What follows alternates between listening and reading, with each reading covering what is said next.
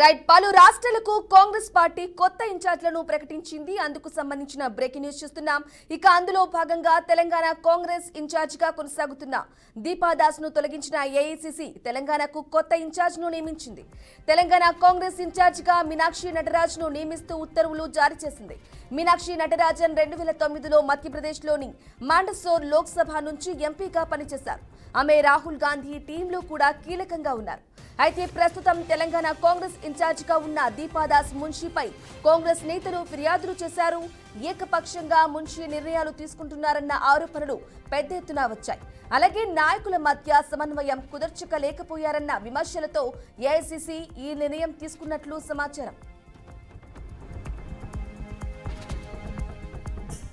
ఇదే అంశానికి సంబంధించి పూర్తి సమాచారం మా ప్రతినిధి శ్రీనివాస్ అందిస్తారు. శ్రీనివాస్, చెప్పండి.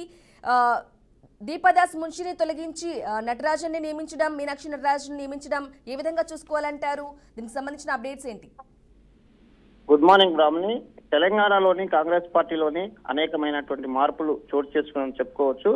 గతంలో ఉన్న తెలంగాణ ఇన్ఛార్జిని మార్పు నూతనంగా ఏర్పడ్డటువంటి ఇన్ఛార్జిని నియమించడం పట్ల ఇక్కడ ఉన్నటువంటి తెలంగాణలో ఉన్నటువంటి కాంగ్రెస్ పార్టీలో అనేక మార్పులు జరుగుతాయనేది సంకేతంగా చెప్పుకోవచ్చు.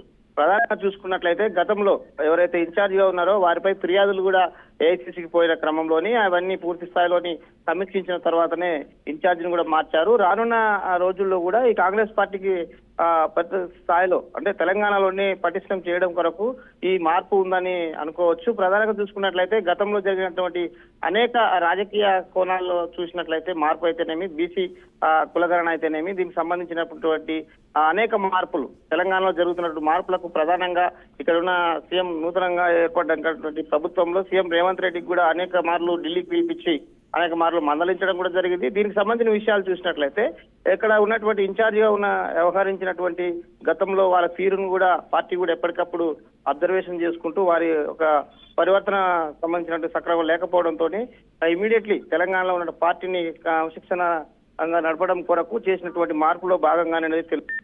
ఇప్పుడైతే తెలంగాణ ఇన్ఛార్జిగా ఇప్పుడు ఇచ్చినటువంటి వారు పూర్తి స్థాయిలో గతంలో రాహుల్ గాంధీ టీంలో పనిచేసినటువంటి వారు ఉన్నట్లు కూడా తెలుస్తుంది. గతంలో ఎంపీగా కూడా పనిచేసిన అనుభవం కూడా ఉంది. పార్టీకి సంబంధించినటువంటి పూర్తిగా గత కొంతకాలంగా పార్టీని బలోపేతం చేయడానికి తమ స్థాయిలో అనేక పర్యాయాలు పార్టీ కొరకు పనిచేసిన వ్యక్తిగాను చెప్పుకోవచ్చు. గతంలో రాహుల్ గాంధీతో పాటు అక్కడ ఉన్నటువంటి కాంగ్రెస్ పార్టీ పలు రాష్ట్రాల్లోని అధికారంలో రావడానికి సంబంధించిన గైడ్ చేయడంలో కీలకంగా తను వ్యవహరించింది. దీనికి సంబంధించినటువంటి వ్యవహారాలకు సంబంధించి తెలంగాణలో జరుగుతున్నటువంటి అనేక మార్పులకు అనుగుణంగానే ఇమీడియట్లీ ఇన్ఛార్జిని మార్చి ఇక్కడ నియమించడం జరిగిందని చెప్పుకోవచ్చు. దీనికి మార్పుతో పాటు ప్రధానంగా చూసుకున్నట్లయితే తెలంగాణలో బీసీ కులగణన పేరుతో జరిగినటువంటి విషయాలని పరిగణలోకి తీసుకోవాల్సినటువంటి కాంగ్రెస్ పార్టీ బీజేపీకి విరుద్ధంగా ఇక్కడ సంబంధించినటువంటి అనేక విషయాల్లోని కాంగ్రెస్ పార్టీ పరిష్టమైన నిర్ణయం తీసుకుంది.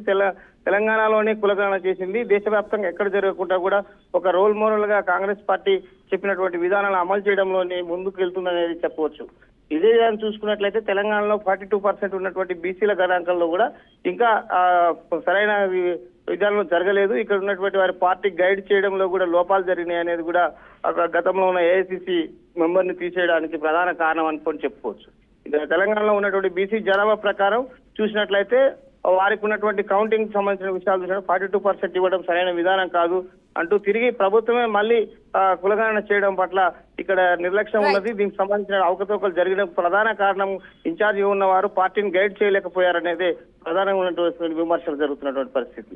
ఇప్పుడు జరగాల్సినటువంటి మంత్రివర్గ విస్తరణ కూడా పార్టీ గైడ్ లోనే జరుగుతుంది. దీనికి సంబంధించి ఏఐసీసీ ఇప్పటికప్పుడు అబ్జర్వేషన్ చేస్తూ తెలంగాణలో ఒకవేళ మంత్రివర్గం విస్తరణ అయితే ఏ విధంగా చేయాలి, దీనికి సంబంధించినటువంటి సూచనలు సంబంధించిన సలహాలు కూడా ఇప్పటికప్పుడు ముఖ్యమంత్రి రేవంత్ రెడ్డికి కూడా సూచనలు చేస్తున్నారు. ఇమీడియట్లీ గతంలో చూసినట్లయితే 2 సార్లు అనేక పర్యాలు ఏఐసీసీ మెంబర్స్ తో పాటు మీటింగ్ కూడా జరిగింది.